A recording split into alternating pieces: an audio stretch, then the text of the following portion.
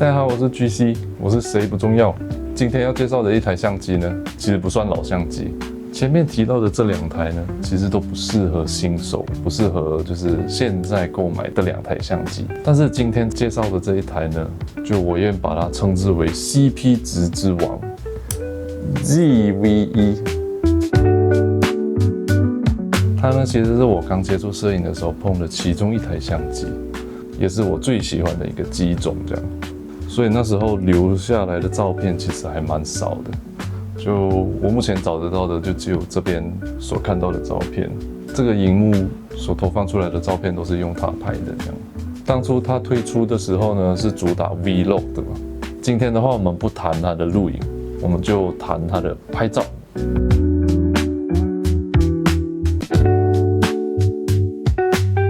ZV-E 一代呢，我觉得它是 ZV 系列里面最适合用来拍照的一个机种。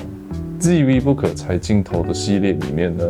那后续呢还推出了第2代跟 F。那其实差别的话还是在于焦段。那除了它拥有这个系列里面不可换镜头的机种里面焦段最长的，从24到70mm，而且这一代还有另外2代没有的东西，就是它有机械快门。那 ZV 系列可能后续就是为了要让它的定位可以更加的明确，就把机械快门给拔掉了。那我觉得这对拍照来说是一个很严重的致命伤。就一来就是你不能安装闪光灯，就失去了闪光灯可以发挥的拍摄题材啊，而且很容易出现就是果冻效应啊，又或者说在人造光的底下就可能会出现就是频闪。而它呢，因为有机械快门，就不会有上述的问题。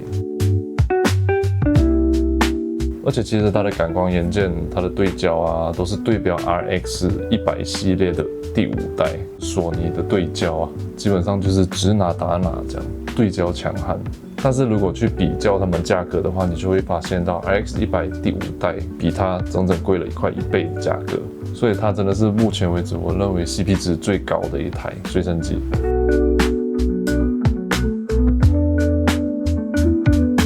而且它是使用翻转萤幕的，我觉得这对现代人来说的话非常友好，因为我觉得大部分摄影的人都会更倾向就是它有那个翻转萤幕，对吧？虽然我个人是比较喜欢垂直翻转的萤幕。以录影来说的话，现在手机录影其实已经做得非常的不错了，尤其是防抖的部分。这一台呢，现在拿来录影的话，可能还是会觉得有一点过于晃动。当然，你要如果能够发挥出它的录影功能的话，它的上限也是非常好的，就没有 4K 60，也是很可惜的一个地方。它唯一让我觉得不满意的地方，一个就是它做的太滑，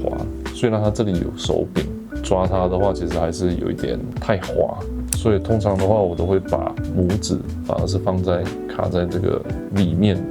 这样子用起来会更加的顺手。然后还有就是它的续航，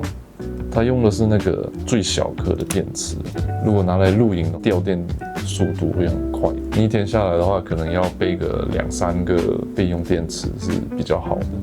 除此之外，我觉得它几乎没有什么毛病。还有就是它用的是1英寸的感光元件，不能跟 APS-C 啊或者是全画幅来比较。那时候也会觉得说啊，为什么它的景深明明有1.8，可是会觉得说不够浅啊，或者是它的色彩啊宽容度不够高之类的。对于专业户来说的话，我觉得还是可以很好的掌握它，稍微修图后置的时候再降噪一下就好了。那对于新手来说的话，我就可以就是好好研究，当你觉得它不够用的时候，再来考虑换大机种，我觉得也是没问题的。那我觉得它最适合的族群呢，不外乎就是你可能有了一个主力机，但又不想花这么多预算呢，就是买一个随身机，然后你又很喜欢Sony的对焦、Sony的系统这样，那我觉得就可以很推荐它。对于新手的话，如果你还不确定自己或者是家人的话，会不会真的想要往摄影这一块研究的话，那我觉得它就是很值得，就是作为人生中的第1台相机这样，该给的操作其实都有，录影规格也都还不错，然后拍照体验也是很不错的。当你觉得它不够用的时候，再卖出也不会心疼。台币可能万元有找，那马币的话可能就是1000元出就有了这样，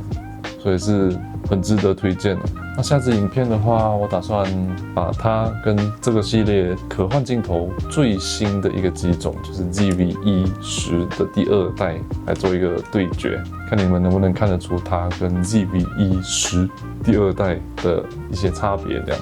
就这样，我是 GC， 我是谁不重要，拜托期待一下。